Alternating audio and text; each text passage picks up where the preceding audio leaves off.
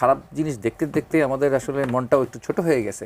তো ছোট মনের একটা পর্যবেক্ষণ আছে, সেটা হচ্ছে দেখেন এই যে জ্বালানি সংকট শুরু হলো এই এই বিএনপি সরকার ক্ষমতা নেওয়ার অল্প কয়েকদিনের মধ্যে। এর কারণটা কি? কারণটা হচ্ছে ইরানে হামলা, আমেরিকার ইরানে হামলা, হরমুজ প্রণালী সব কিছু মিলিয়ে যে এখানে জ্বালানি সাপ্লাই কমে আসলো, আমাদের রিজার্ভ, তখন আমরা জানতে পারলাম আমাদের রিজার্ভ আর খুব কম, 30 দিনের রিজার্ভ আর আছে, এর বেশি আমরা রিজার্ভ রাখতেই পারি না।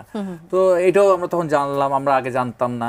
আমরা এও জানলাম যে ক্রুড অয়েলের জন্য আমাদের মাত্র একটা রিফাইনারি আছে, ওটাও মাত্র একটাই, এবং সেই কোন আমলে তৈরি সেই স্ট্যান্ড রিফাইনারি, ইত্যাদি ইত্যাদি আমরা জানলাম। কিন্তু আমাদের তখন অনেক লম্বা লম্বা লাইন হলো পেট্রোল পাম্পে, সিএনজি স্টেশনে না, এত লম্বা লম্বা লাইন হলো পেট্রোল পাম্পে। তারপর দেখা গেল হঠাৎ করে এই লাইন আর নাই, মানে ইরান যুদ্ধ কিন্তু বন্ধ হয়ে যায় নাই, হরমুজ প্রণালীর সংকট কিন্তু কমে যায় নাই। তাহলে কেন কমে গেল? কেন কমে গেল? দেখা গেল তেলের মূল্য বৃদ্ধি পাইছে। আচ্ছা, আর একটা পলিটিক্যাল ক্যারিজমা দেখানোর চেষ্টা করা হলো, কি একটা কমিটি তৈরি হলো জামাত ইসলামকে, জামাত ইসলাম ওই কমিটিতে এসে ঢুকলো, আর এদিকে সব সমাধান হয়ে গেল।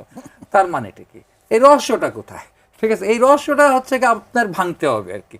ঠিক আছে, এখন আমি তো হচ্ছে একটু ছোট মানুষ আর কি, ছোট মনের মানুষ, আমি তো দেখে ভাই ওই যে তেলের দাম বাড়ানোর একটা ধান্দা ছিল আপনাদের কম বেশি, তো তেলের দাম বাড়াইতে হলে কি করতে হবে? একটা ধরেন আমার হলো হঠাৎ করে পেঁয়াজের দাম বাড়াইতে হবে, পেঁয়াজ মার্কেটে নাই নাই নাই পেঁয়াজ নাই, শর্ট সার্কিট হয়েছে তাই পেঁয়াজ নাই। ঠিক আছে, এখন শর্ট সার্কিট হয়েছে, এলএনজি নাই, ঠিক আছে, তখন নাই নাই ভাব শুরু হয়ে যাবে। এখন কিছুদিন আগে তেল নাই তেল নাই তেল নাই, এখন হচ্ছে গ্যাস নাই গ্যাস নাই। আমরা কিন্তু ওই সময় ইস্টার্ন রিফাইনারি কিন্তু বন্ধ হতেও শুনলাম, বন্ধ হতে শুনলাম, আমরা অনেক কিছু শুনেছি তখন। হ্যাঁ, আবার এখন হলো সব ঠিক হয়ে গেছে। তো আমরা জানি এই যে এক্সেলারেট, হ্যাঁ, এরাই আবার হলো সব ঠিকঠাক করবে, আরো অনেক কিছু হবে, হ্যাঁ, সব ঠিকঠাক হবে হয়তোবা।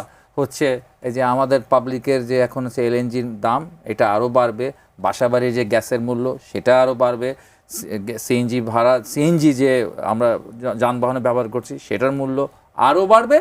তখন আমরা বলবো ভাই ছেড়ে দে মা, কেঁদে বাঁচি, বা ভিক্ষা চাই না, কুকুর সামলাও, সাপ্লাই দাও, বেশি দাম দেবো, আমরা তখন খুশি হব।